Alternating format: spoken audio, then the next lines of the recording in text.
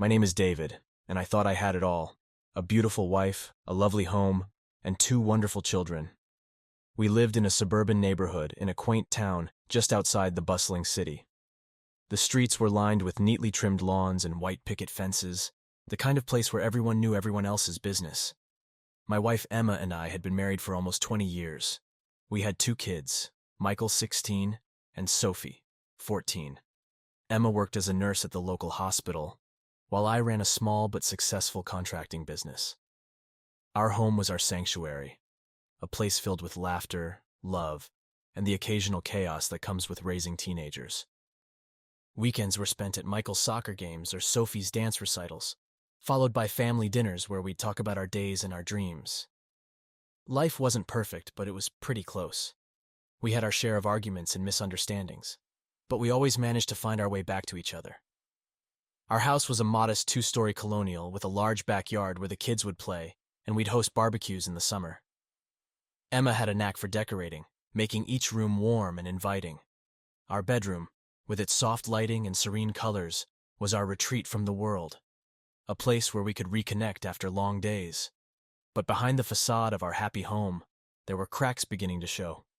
Little things that seemed inconsequential at first, but in hindsight, were signs of a much deeper issue. I didn't see it coming, and maybe that's why it hit so hard when the truth finally came out. My wife, the woman I had devoted my life to, was living a lie, and the life we had built together was about to come crashing down around us. It started with little things, as these things often do.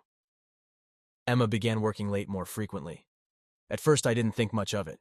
Her job was demanding, and she was dedicated to her patients. But soon, it became almost a nightly occurrence. She'd come home exhausted, offering vague explanations about emergencies at the hospital or covering for a colleague. I noticed she was more guarded with her phone, too. It was always on silent, and she never left it unattended. There was also a change in her demeanor. Emma had always been the cheerful, optimistic one in our relationship, the one who could lift my spirits no matter how bad my day had been. But recently, she seemed distant, preoccupied with thoughts she wouldn't share. Our conversations became strained, filled with awkward silences where there used to be laughter. I tried to be understanding, chalking it up to stress from work, but a nagging feeling told me something was wrong. One evening, as I was cleaning up after dinner, I found a receipt from a fancy restaurant in the pocket of Emma's coat. It was dated for a night she had told me she was working late. My heart sank. I confronted her about it, but she brushed it off, saying it was a work dinner she had forgotten to mention. Her explanation seemed plausible, but there was something in her eyes, a flicker of panic, that made me doubt her words. Around the same time, she started taking more care with her appearance. Emma had always been beautiful to me, but now she was spending more time getting ready in the mornings, wearing new clothes I hadn't seen before, and even changing her perfume. When I asked her about it, she laughed it off, saying she just wanted to feel good about herself. But the changes were too sudden, too deliberate, to be purely for her own benefit. My suspicions grew, but I had no concrete proof. I felt like I was losing my mind, questioning every little thing she did. I didn't want to believe she could be unfaithful, but the signs were becoming too hard to ignore. Our sex life had all but disappeared, and when we did manage to be intimate, it felt forced, as if she was going through the motions rather than truly being with me. The final straw came when Michael mentioned in passing that he had seen Mom having lunch with some guy when he was out with friends. He didn't think much of it, but his words hit me like a punch to the gut. I had to know the truth. I couldn't live in this limbo any longer. It was time to take action, to find out once and for all if my wife was cheating on me. The thought of betrayal burned in my chest, fueling my resolve to uncover the truth no matter how painful it might be. The gnawing suspicion that had taken root in my heart became unbearable. I had to know for sure. I couldn't continue living in the shadow of doubt and mistrust. So, one evening when Emma left for another late shift, I decided to follow her. I waited until she left, then grabbed my coat and slipped out the door, keeping a safe distance as I tailed her car through the dimly lit streets. She didn't go to the hospital. Instead, she drove to a part of town I was unfamiliar with, parking in front of an apartment building. I watched from a distance as she entered the building, her demeanor nervous and hurried. I waited a few minutes, then followed her inside, my heart pounding in my chest. I felt like a detective in a bad movie, but I needed answers. The building was old and poorly maintained. The flickering lights in the hallway did little to ease my growing anxiety. I had no idea which apartment she had entered, but I soon heard the muffled sounds of voices and laughter coming from one of the units. I pressed my ear to the door, straining to hear through the thick wood. "Chris, you always know how to make me feel better," I heard Emma's voice, a tone of affection and intimacy that she hadn't used with me in months. My blood boiled. This was it, the moment of truth. I couldn't stand outside any longer, listening to their betrayal. I pounded on the door, my fists hitting the wood with a fury I didn't know I possessed. The voices inside went silent, followed by hurried whispers and the sound of movement. "Open the door, Emma!" I shouted, my voice echoing through the hallway. There was a pause, then the door creaked open, revealing Emma's shocked and terrified face. Behind her, a man I recognized as Chris, the supposed friend, was hastily pulling on his clothes. The scene was surreal, like something out of a nightmare. "What the hell is going on here?" I demanded, pushing past Emma into the apartment. The place reeked of sweat and perfume, the bed unmade, sheets tangled from their recent activity. "David, please let me explain," Emma stammered, tears welling up in her eyes, but I couldn't bear to hear her excuses. "Explain? You want to explain this?" I gestured wildly to the disheveled room, the half-dressed man, the betrayal written all over their faces. "How long has this been going on?" Chris, now fully dressed, tried to slip past me, but I blocked his path. "You're not going anywhere," I growled, my anger barely contained. "You think you can just fuck my wife and walk away?" He raised his hands defensively, stuttering. I didn't mean for this to happen, man. It just happened," Emma sobbed, reaching out to me. "David, I'm so sorry. It didn't mean anything. Please, we can fix this." "Fix this?" I echoed, my voice breaking. "You've destroyed everything. Our marriage, our family. How could you?" The reality of the situation hit me like a tidal wave. The woman I had loved and trusted for almost 20 years had betrayed me in the worst possible way. The rage and hurt surged through me, but beneath it all was a profound sadness. I felt like I was drowning in a sea of emotions, unable to grasp the shore. I turned to leave, needing to escape the suffocating betrayal that surrounded me. Emma tried to follow, but I held up a hand. "Stay away from me. I can't even look at you right now." As I walked out of the apartment and into the cold night, the gravity of what I had just uncovered weighed heavily on my shoulders. The life I thought I knew was over, shattered by the deceit of the woman I had trusted most. There was no going back from this. The only path now was forward, through the pain and towards whatever lay ahead. The drive home was a blur, my mind racing with images of Emma and Chris, the betrayal cutting deeper with each passing moment.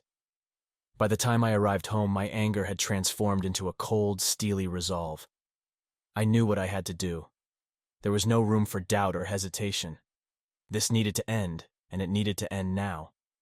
I walked into the house, every step echoing with finality. The kids were upstairs, thankfully oblivious to the storm brewing below. Emma arrived shortly after, her face a mask of despair and regret. She tried to speak, but I cut her off. "Sit down," I said, my voice low and firm. She complied, sitting on the edge of the couch, her hands trembling. I took a deep breath, trying to steady the torrent of emotion swirling inside me. "Why, Emma?" I asked, my voice breaking. "Why did you do it?" She looked up at me, tears streaming down her face. "David, I don't know. It just happened. Chris was there and I felt so alone. You were always working, always busy. I needed someone, and he was there." Her words felt like a slap in the face. "So this is my fault? Because I was working to support our family?" No, that's not what I meant," she stammered. "I'm not trying to blame you. I don't know how it got this far." "How long?" I demanded. "How long has this been going on?" She hesitated, her eyes pleading for forgiveness. "Almost a year," she whispered. "It started as just talking, then it escalated. But I swear, David, it didn't mean anything. I never stopped loving you." I laughed bitterly. "Didn't mean anything? You were fucking another man, Emma. How can you stand there and tell me it didn't mean anything?" She broke down, sobbing uncontrollably. "I'm so sorry, David. I was so lonely, and I felt so disconnected from you. It was a mistake, a horrible mistake. Please, can't we work through this? For the kids? For us?" The mention of our children brought a fresh wave of pain. How could I look them in the eye, knowing what their mother had done? How could we pretend to be a family when everything had been a lie? "No, Emma," I said, my voice cold. "There's no fixing this. You've broken something that can't be repaired.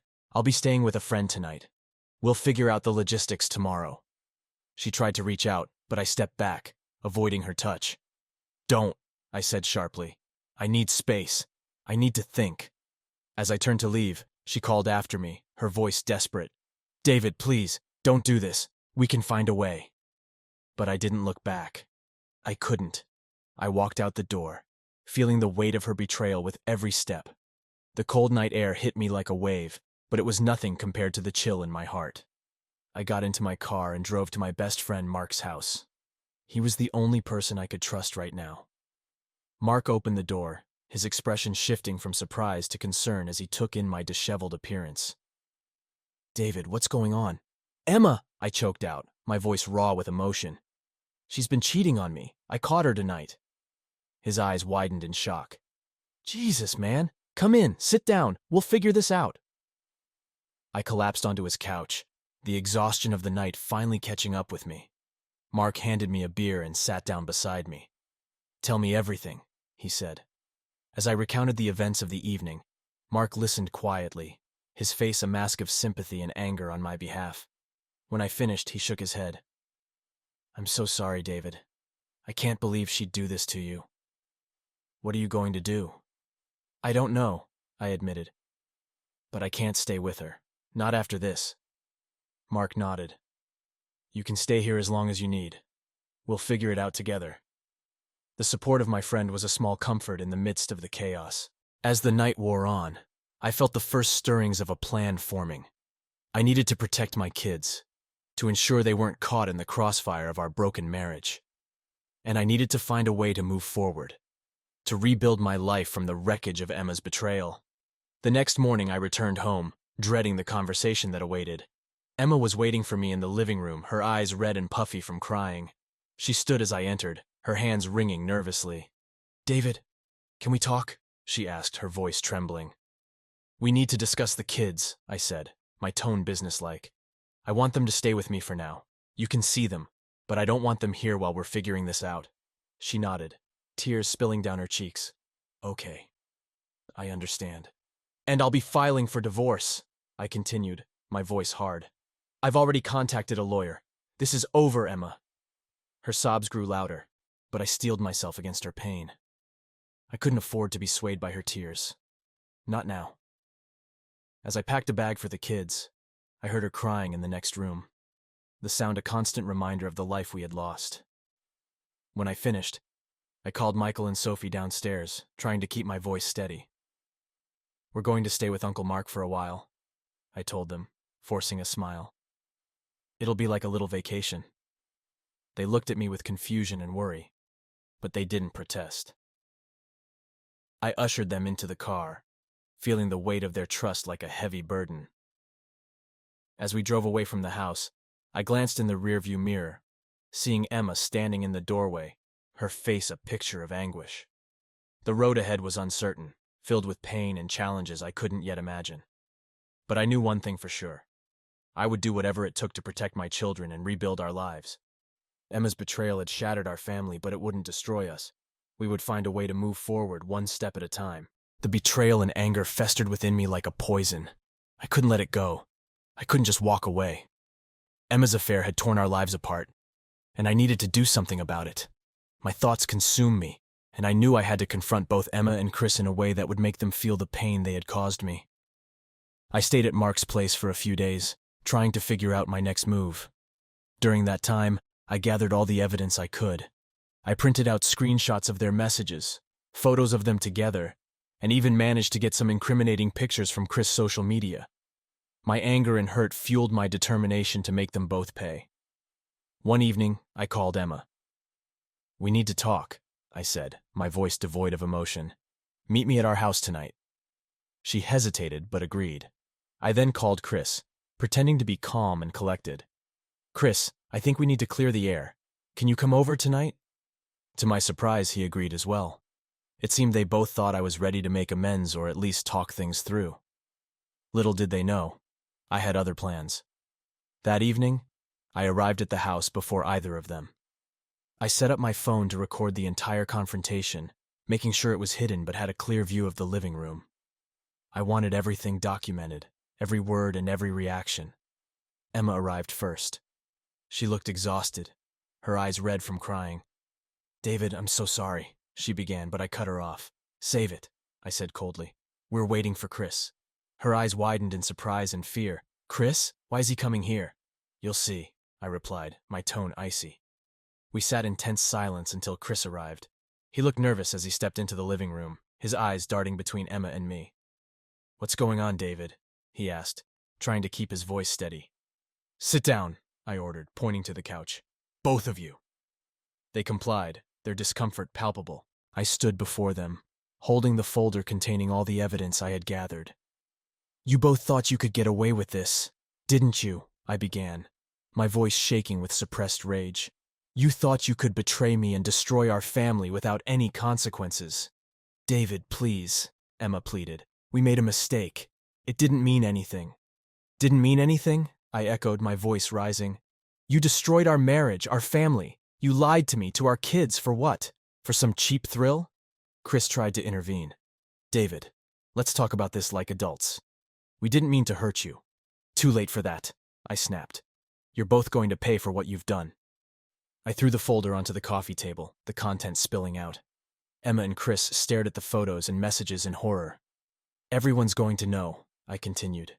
"Your families, your friends, your co-workers. I'm going to make sure everyone sees the truth about you." Emma broke down, sobbing uncontrollably.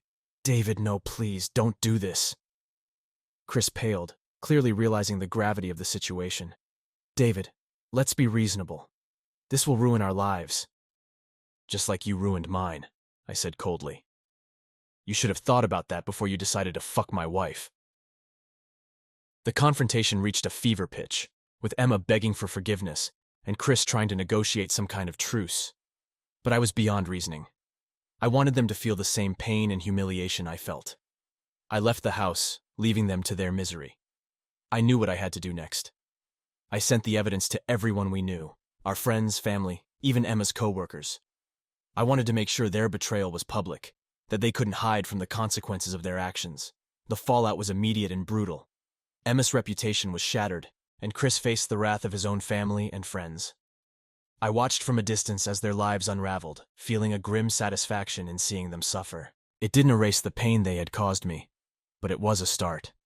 But revenge, I soon realized, was a double-edged sword.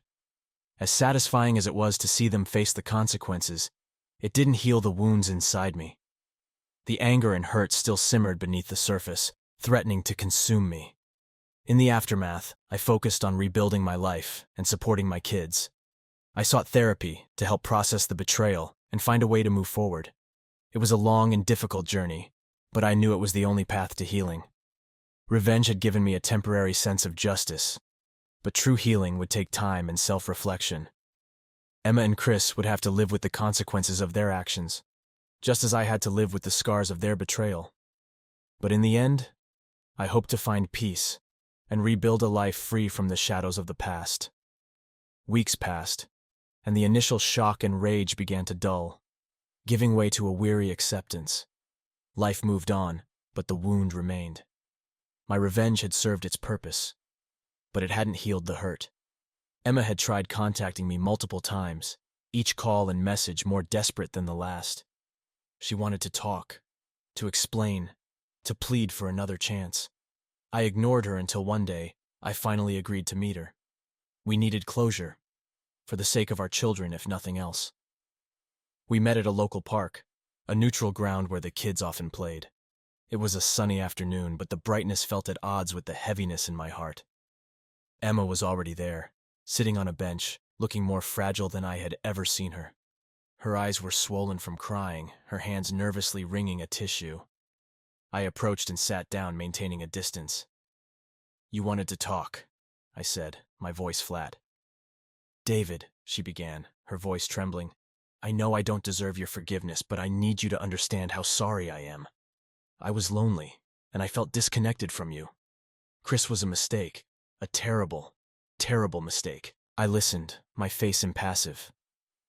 You felt disconnected, so you decided to destroy everything we built together. You betrayed me, Emma. You betrayed our family. Tears streamed down her face. I know, and I regret it every single day. I don't expect you to forgive me, but please, can we at least try to be civil for the kids' sake? Civil, I repeated, a bitter laugh escaping my lips. You want civility after everything? Fine, we'll be civil. But don't think for a second that I can ever forget what you did. She nodded, her sobs growing quieter. I understand. I want to make things right, as much as I can. I want to be a good mother to our children, and I want to help them through this. I sighed, feeling the weight of the conversation pressing down on me. For the kids' sake, we will find a way to co-parent. But you and I, Emma, we're done. There's no going back from this. She reached out, but I pulled away, the gesture too painful to accept. David, I know I can't undo the past, but I promise you I will do everything I can to support our children and make sure they know they are loved. Her words, though sincere, did little to ease the ache inside me. I hope you do, I said, standing up, because they deserve better than what you've given them. As I walked away, Emma called out, David, please, can we at least talk about this more? Maybe counseling for the kids' sake? I stopped, considering her words. Counseling might help the kids navigate the turmoil of our fractured family. Fine, I said, not turning back. We'll do counseling for the kids, but that's it, Emma. Don't expect anything more. She nodded, a glimmer of hope in her eyes. Thank you, David. Thank you. Our conversation left me feeling hollow, but it was a necessary step. We needed to find a way to coexist for the sake of Michael and Sophie. As I drove away, I felt a strange mix of relief and sorrow. This chapter of my life was closing, but the next one would be written on my terms. Over the following weeks, we arranged counseling sessions for the children, working with a therapist who specialized in helping families navigate through infidelity and separation. The sessions were difficult but essential. Michael and Sophie were understandably confused and hurt, and it broke my heart to see them struggle with the fallout of our broken marriage. Emma and I attended a few sessions together, focusing on how we could best support our kids. The counselor helped us communicate without the bitterness that had plagued our interactions. It was a small step toward healing, but it was a step nonetheless. During one of these sessions, Emma broke down again. David, I miss you. I miss our family. I know I ruined everything, but I want to do whatever it takes to make things right. I looked at her, my own emotions raw. Emma, I miss what we had too, but it's gone. You destroyed it. We can never go back to the way things were. She nodded, her eyes filled with tears. I know. I just wanted you to know that I still love you, even if you can't forgive me. I didn't know how to respond to that. Love seemed like such a distant, impossible thing now. Let's focus on the kids, I finally said. That's what matters now. As we navigated the aftermath of her betrayal, I found solace in small victories. Seeing my kids smile, knowing they were beginning to adjust, gave me hope. Emma and I maintained a civil relationship for their sake, and while the wounds would never fully heal, we were learning to live with them. In time, the pain began to dull, replaced by a cautious optimism for the future. Emma and I would never be what we once were, but we could still be good parents. And as I looked forward, I knew that while this chapter of my life had ended in heartbreak, the next one held the promise of healing and new beginnings. The weeks turned into months, and despite our efforts to keep things civil for the kids, the reality of our separation became clearer. Emma and I communicated only when necessary, focusing on Michael and Sophie. The tension between us was palpable, but we managed to keep it hidden from the children as much as possible. As the legal proceedings for the divorce began, the emotional toll became heavier. We had agreed to an uncontested divorce to minimize the stress on our children, but it didn't make the process any less painful. The division of assets, the custody arrangements, and the realization that our marriage was officially ending weighed on both of us. The courtroom was cold and impersonal, a stark contrast to the warmth and love our home once held. Our lawyers handled most of the discussions, leaving us to sit silently, side by side but worlds apart. Emma looked fragile, her face pale and drawn. I could see the regret in her eyes, but it did little to soften my resolve. The judge presiding over our case was a stern woman with sharp eyes that seemed to see right through us. She reviewed the documents and listened to the testimonies, her expression neutral.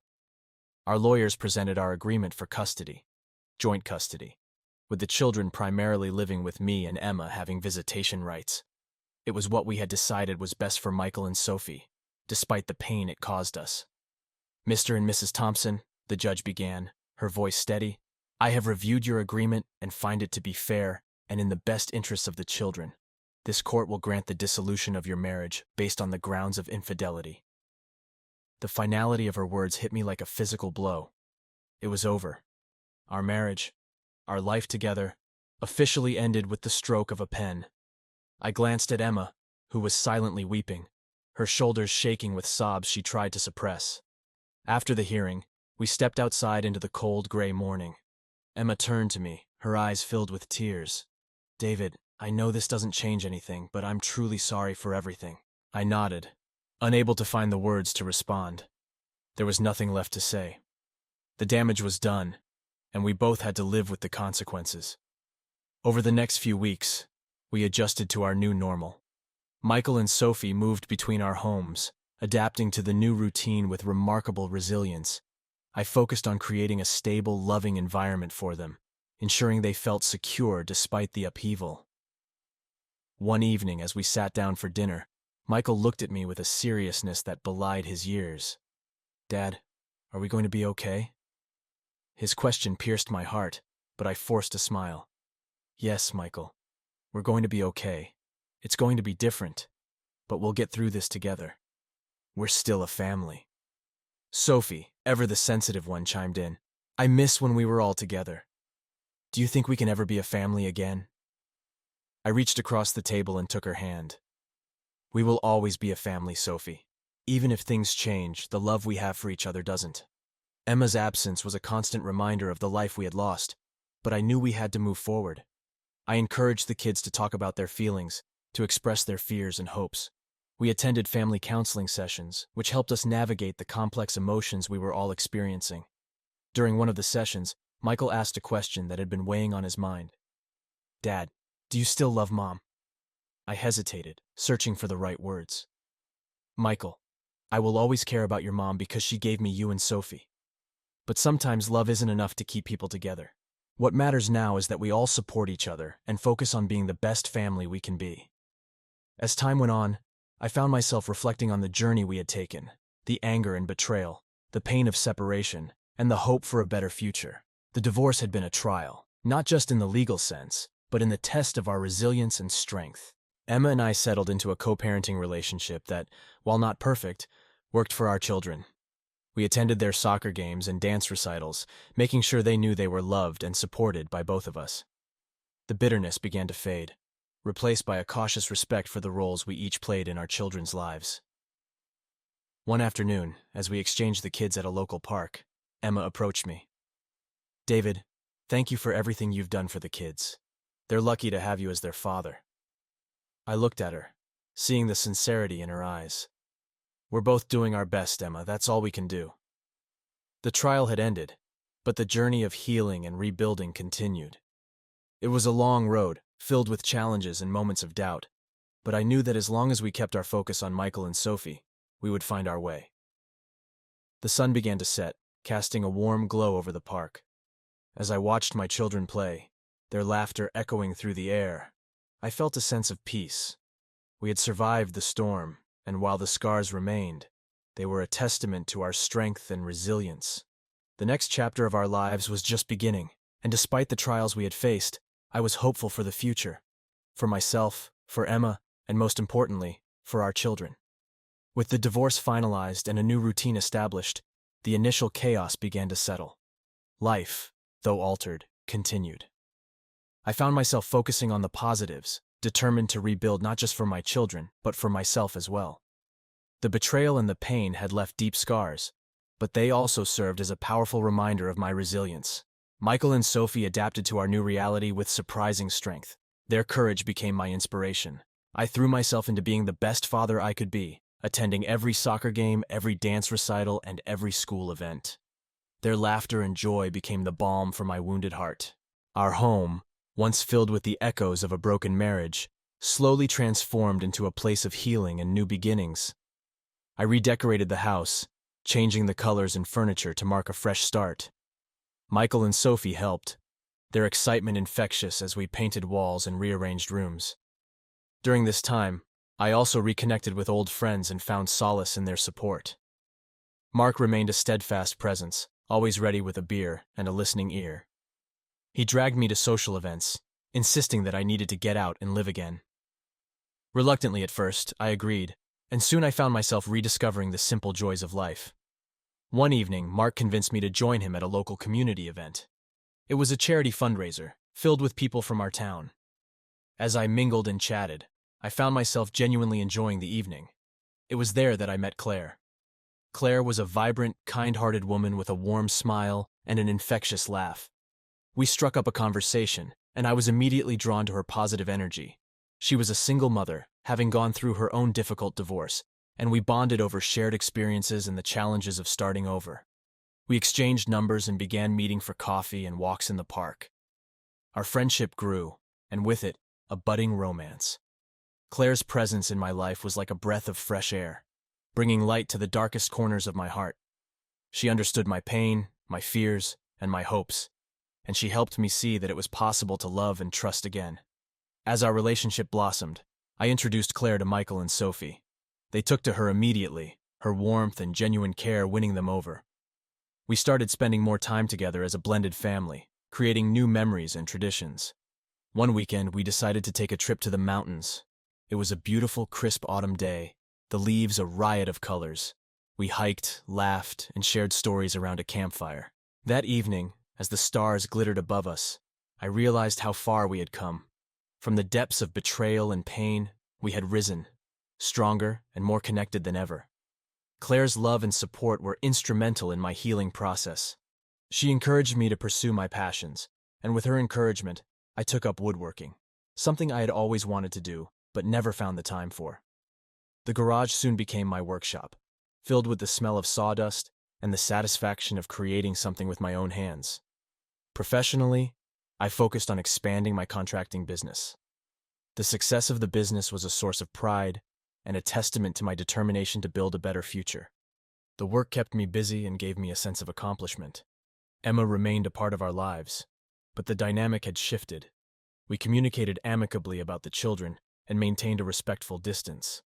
The bitterness had faded, replaced by a cautious understanding. She had her own journey of healing to undertake, and I wished her well. As time went on, I found myself looking forward to the future with hope and excitement. The pain of the past had not disappeared, but it had transformed into a source of strength. I had learned valuable lessons about love, trust, and resilience. I had discovered that even in the face of profound betrayal, it was possible to rebuild and find happiness. One evening, as Claire and I sat on the porch watching the sunset, she turned to me with a thoughtful expression. "David, you've come so far. I'm proud of you." I smiled, taking her hand in mine. "I couldn't have done it without you, Claire. You've given me hope and helped me believe in love again." She leaned in, resting her head on my shoulder. "We've both been through a lot, but we've found each other, and that's what matters." As the sun dipped below the horizon, casting a warm glow over our home, I felt a deep sense of peace. The journey had been long and arduous, but it had led me to a place of healing and new beginnings. With Claire by my side and my children thriving, I knew that the future held endless possibilities. Life after betrayal was not easy, but it was possible to find happiness and rebuild. I'd learned to value myself, to cherish the love and support of those around me, and to look forward to the future with hope. And as I embraced this new chapter, I knew that no matter what challenges lay ahead, I was ready to face them with strength and resilience.